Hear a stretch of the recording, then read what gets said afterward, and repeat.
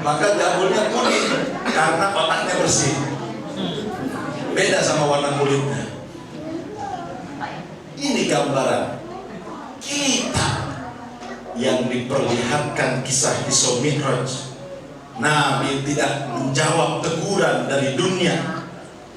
Kata malaikat Jibril, andai kau jawab, semua umatmu banyak yang perang, banyak yang meninggalkan darah, banyak yang sampai tidak bernyawa memperebutkan dunia. Sekarang banyak yang terjadi, saudara dengan saudara rebutan harta warisan. Benar kan? Saudara sama saudara rela bacok-bacokan karena rebutan harta warisan.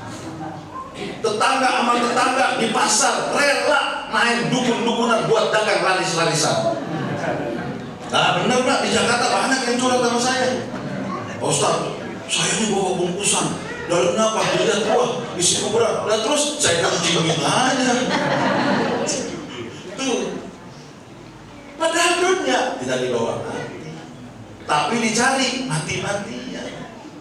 Oh Ustaz, emang nggak boleh cari dunia? Boleh. Boleh. Ikmal li dunyaka ka'annaka ta'ishu abadan. Cari dunia yang banyak seakan-akan kau pengen hidup selamanya. Artinya apa? Biar tidak kekurangan. Sebab kalau orang kurang duit, orang kurang harta, dipandang sebelah mata. Lihat, kalau Ustaz datang bawa Pajero, hormatnya patangan.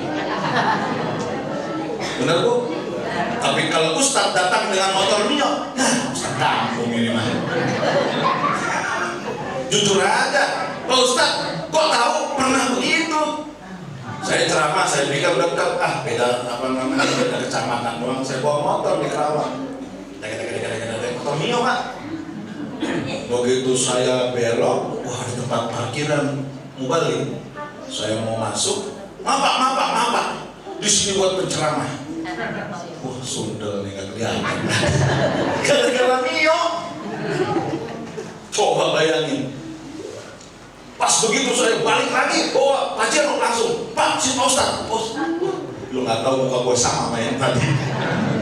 Tuh. Maka kata Nabi, akhir zaman pangkat derajat kedudukan seseorang, mohon maaf, bukan dilihat dari ilmu dan takwanya, tapi dilihat dari hartanya.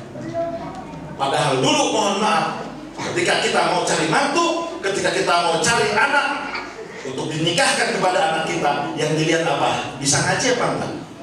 Sekarang enggak, bodoh amat mau ngaji mau enggak. Yang penting ada hartanya. Oh Ustaz kok tahu? Ngalamin juga Bu. Bener Pak, saya ini waktu pas pertama nikah dilecehkan sama mertua perempuan. Datang pakai sarung, paling santri, masa depannya suram. Nanti anak kita mau dikasih apa? Makan enak daging, paling juga malam Jumat ada berkah. Begitu coba.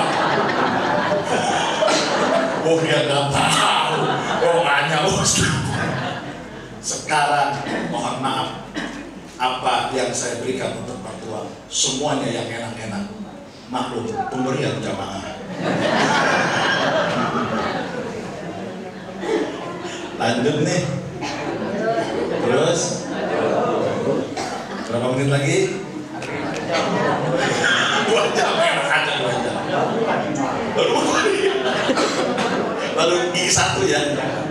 Kita gas gigi 4 langsung. Tuh, makanya dunia memberikan kita silau mata untuk memperolehnya, padahal dunia tidak akan dibawa mati. Lalu Rasul lanjut, nggak negur, nggak ngejawab tegurannya itu si dunia. Perempuan cantik molek berkilau glowing, enggak, karena dunia tahu bakal menjerumuskan. Ada lagi perjalanan Nabi yang ketika itu Nabi melihat ada rumah batunya permata, berkilau, berhias, indah, bahkan lebih indah dari sinar matahari, dari batu yakut, batu marmer paling mewah, rubi mah kecil, bagaikan delima yang sungguh sangat mahal. Ditanya sama Jibril, ditanya sama Rasulullah, ya Jibril, liman hadhil manazil, ini rumah-rumah buat siapa wahai Jibril? Ini buat umatmu. alladzi yatasaddaqu bi amwalihim, orang-orang yang bersedekah jatahnya rumah yang berkilau. Tadi bapak yang sudah bersedekah insya Allah dapat rumah marmer, dapat rumah yakut. Tahu yakut? Batu paling mahal itu yakut. Benar nggak? Nabi Muhammad itu diibaratkan ulama, bal huwa kal yaqutu bainal hajari, Muhammadun basyarun lakal basyari, bal huwa kal yaqutu bainal hajari. Nabi Muhammad memang manusia, tapi Nabi Muhammad tidak sama dengan manusia biasa. Beliau seperti batu yakut yang terang, mencorong, kalau kata orang Jawa, bersinar, mahal harganya. 1 gram bisa sampai 1 miliar. Di antara batu-batu yang lain, kalau ibu beli paving block berapa? Paling 1-2 ribu ya. Batu yakut 1 gram, serpihan-serpihannya mahal. Tuh, itu nanti akan diberikan kepada orang-orang yang mau bersedekah. Amin ya Rabbal alamin. Yang ketiga, biar cepat, karena saya tahu yang ditunggu adalah artis.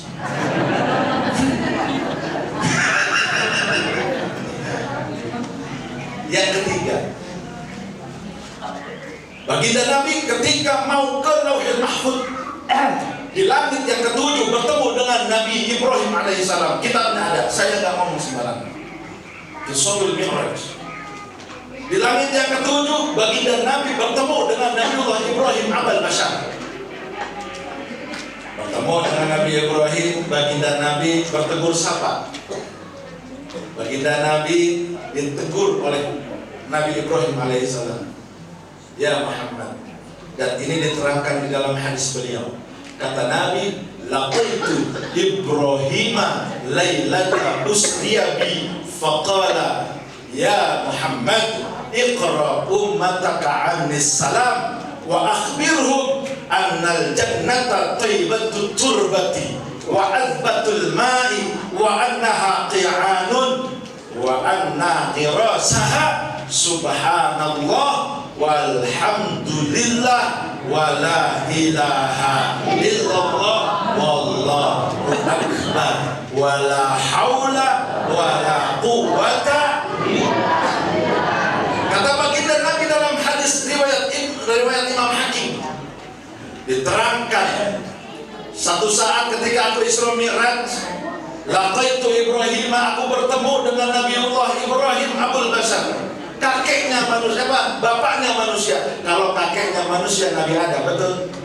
Kalau Abul Bashar itu bapaknya manusia, karena Nabi Ibrahim memberikan keturunan setelah Nabi Nuh luluh lantas semuanya.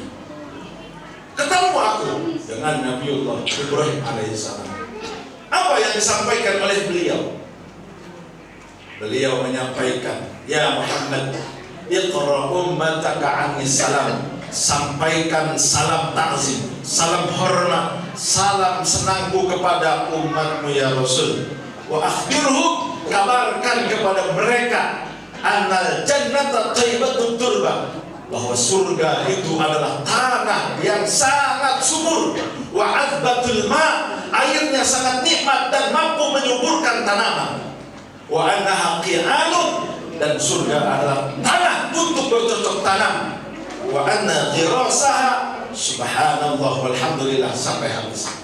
Dan tanaman surga adalah kalimat subhanallah walhamdulillah wa la ilaha illallah wallahu akbar wa la haula. Ditafsirkan oleh Imam Asy-Syaukani. Hadis ini ditafsirkan, siapa orang yang membaca kalimat tasbih ini pasti dia akan masuk surga, karena dia akan memanen, dia akan menuai, akan mengambil hasil yang dia baca di dunia. Syaratnya 2, jangan durhaka kepada Allah dengan murtad, jangan durhaka kepada orang tua, uququl walidain, melawan orang tuanya. Jangan melawan Allah, jangan melawan orang tua. Syaratnya. Maka orang yang sering baca ini, tanamannya pasti banyak di surga. Ibu baca, gak usah banyak-banyak, 2 kali 3 kali selesai sholat, nggak lama megang handphone. Benar gak Bu, Pak?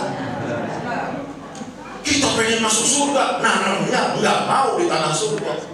Bukannya ulama yang ngomong, baginda Nabi sesuai kalimat yang disampaikan oleh Nabi Ibrahim alaihissalam. Mau punya tanaman surga?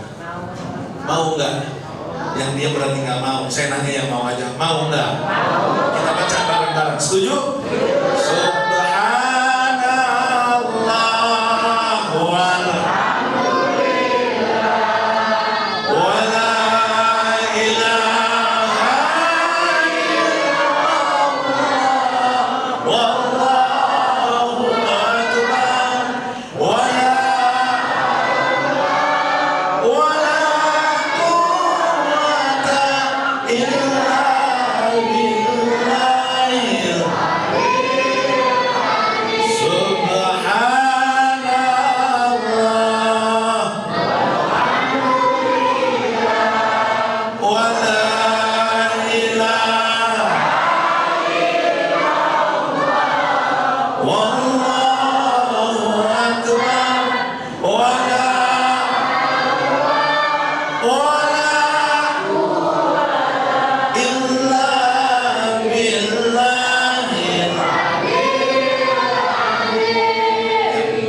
sudah punya 2 tanaman surga, pasti akan dipanen nanti ketika sudah kiamat.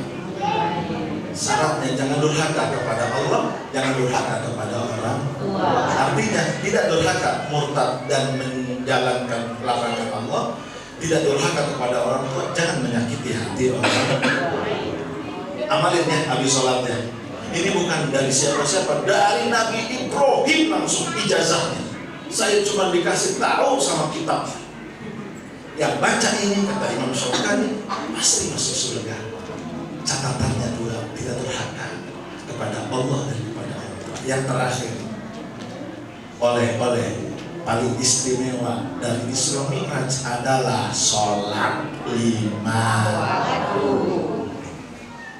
Bu, apa sih makna sholat? Manfaatnya sholat, faedahnya sholat apa? 1, buat kesehatan. Yang neliti bukan orang Islam, dokter Jerman diteliti, ternyata saraf orang yang sudah di atas 40 tahun dia masih rajin sholat, kebanyakan normal di dalam peredarannya. Kenapa orang sakit jantung makan sembarangan tapi gak mau sholat? Begini deh Bu. Maka sholat jangan begini. Sejajarkan kayak naruh papan antara pinggul, pinggang sama kepala sejajar. Kalau nggak bisa di sini di lutut, kan di dalam fikih lutut itu harus sama begini. Nggak bisa, turunin aja, nggak apa-apa, jangan di lutut, tapi di bawah. Begini nggak apa-apa. Melancarkan peredaran darah. Ibu jajalin dah. Baca subhanarabbiyal azim wa bihamdi, jangan 3 kali, 5 kali. Ibu jajal kurang lebih 3 detik lah. Bapak jajal, insya Allah ada perubahan kesehatan. Benar. Ketika tahiyat awal, Bapak jangan sembarangan. Nih dudukin. Kesehatan, maaf ya, saya tunjuk kaki ya. Nih kesehatan. Maka guru saya ajarin begini Pak. Tuh. Ini diinjak. Bukan yang begini. Malah sakit. Nggak kelihatan ya Bu ya? Bingung keluarnya. Jadi ini diinjak. Diinjaknya pakai tulang kering. Itu sama dengan refleksi. Makanya ngaji, kalau ngaji ketemu Pak. Tapi jangan kayak teman saya yang kayak jamaah saya deket tiang ya. Tapi dia bikin pulau. Ketemu, nanti undang lagi dah, nanti saya terangin. Nah, ini namanya ilmu ya. Enggak, saya emang nggak ngarepin amplop. Amplop saya buangin ke rumah Bu. Isinya. Asli apalagi ya kalau tua orang bilang. Bapak saya umurnya sekarang 69 tahun. 69 tahun, menjelang 70. Itu tanya